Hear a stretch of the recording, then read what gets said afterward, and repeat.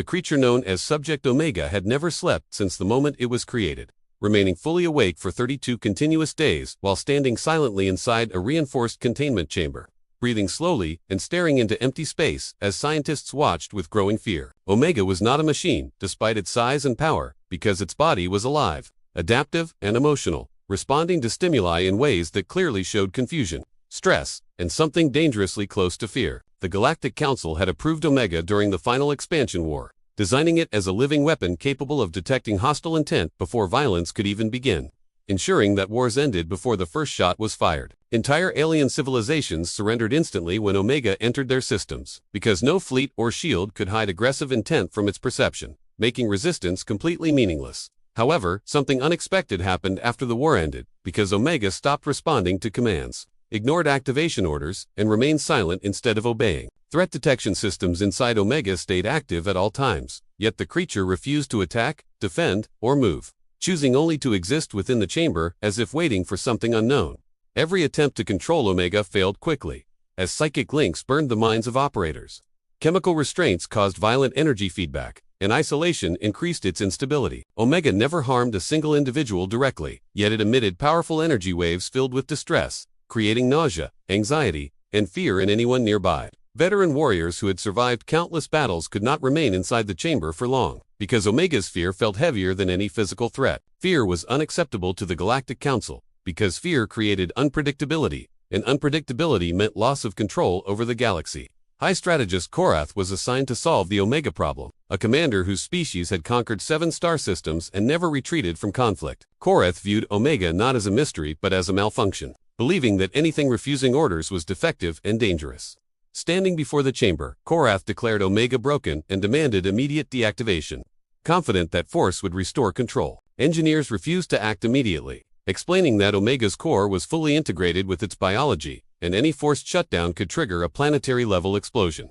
Silence filled the chamber as the truth settled in, because the Council realized they were trapped with a weapon they could neither control nor destroy. As tension grew, a small human woman entered the chamber without armor or escort, her calm presence standing in sharp contrast to the fear surrounding Omega. Her name was Mara, and she identified herself as a behavioral caretaker specializing in trauma-exposed individuals shaped by fear rather than choice. Humans were physically weak compared to most species, but their presence carried influence, curiosity, and an unsettling confidence.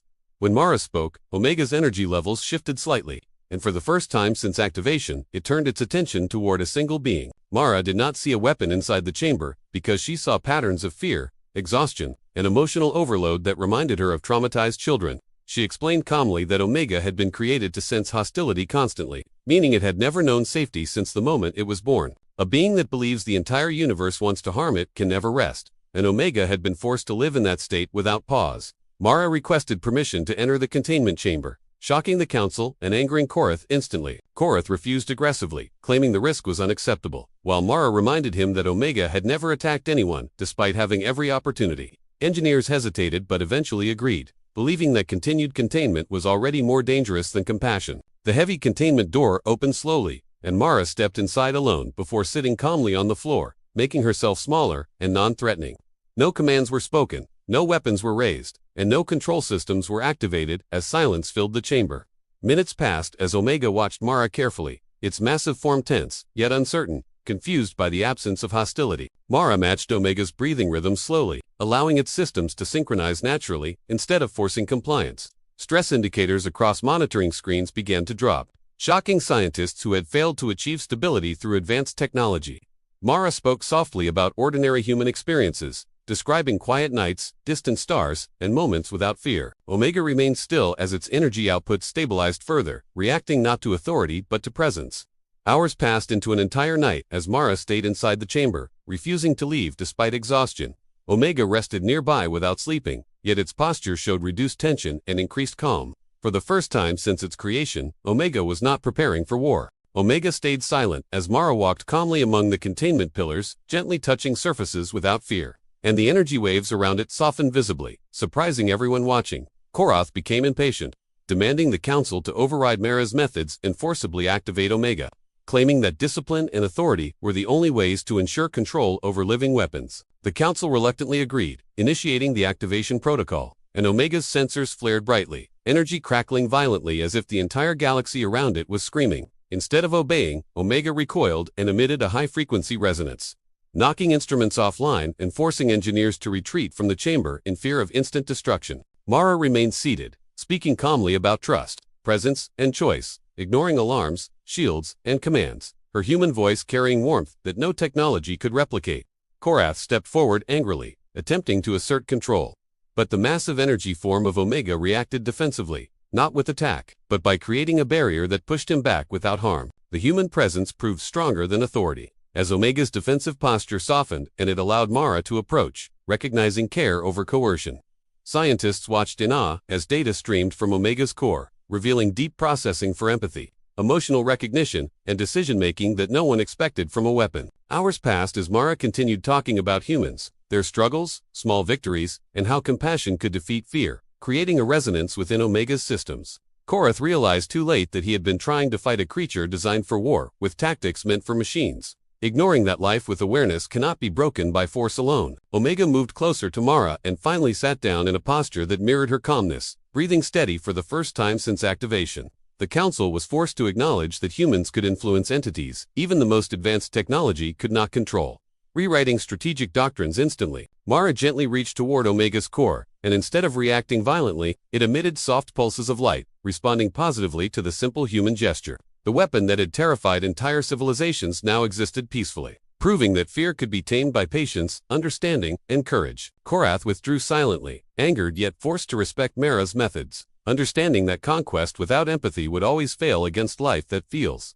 In the coming days, Omega became a symbol of hope, demonstrating that human presence could stabilize even the most dangerous creations, turning weapons of war into guardians of peace. News of Omega's transformation spread across galaxies, inspiring humans and aliens alike, proving that intelligence coupled with empathy can alter the fate of entire civilizations.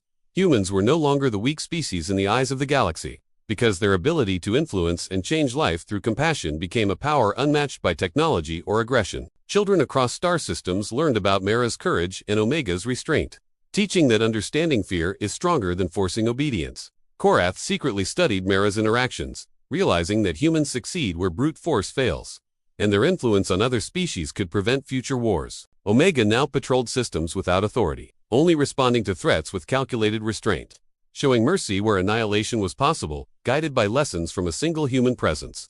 The galaxy watched as humans and Omega worked together, creating alliances, protecting civilizations, and proving that one human's courage could stabilize the power of entire weapons of war. In an unprecedented event, Omega communicated with human language directly for the first time, asking simple questions about trust, friendship, and safety, shocking scientists.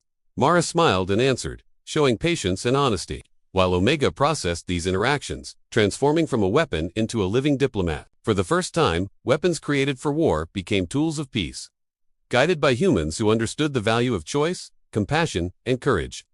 The Galactic Council recorded the event as the turning point in history, marking humans as the species capable of altering the course of advanced technology without destruction. Omega traveled with Mara through space, protecting colonies and teaching lessons of restraint, showing that even the most destructive force could serve life rather than death. Aliens who once feared Omega now welcomed its presence, understanding that humans had tamed a power beyond imagination, and that cooperation was the new strategy. Korath eventually admitted that he had underestimated humanity, recognizing that their ability to inspire and influence transcended raw strength or advanced weaponry. Mara's presence remained constant, showing that compassion and bravery are not weaknesses but the ultimate forms of power capable of shaping the universe. Years later, Omega became a living legend, a guardian shaped not by code, command, or war, but by a human's ability to reach out, understand, and inspire. The galaxy had learned a profound lesson. Fear creates weapons, but empathy transforms them, and humans proved they could guide that transformation better than any council, commander, or machine. As Mara looked at Omega floating above a peaceful planet, she whispered softly about hope, trust, and patience, knowing that the future of the galaxy now relied on understanding, not destruction. Every system now knew the story of humans and Omega, and the term HFY became not just a slogan, but a reality showing the courage, empathy, and resilience of humanity. Peace spread where war once ruled, civilizations flourished, and humans were celebrated not for domination, but for the unique power to change the heart of a living weapon and the course of the stars.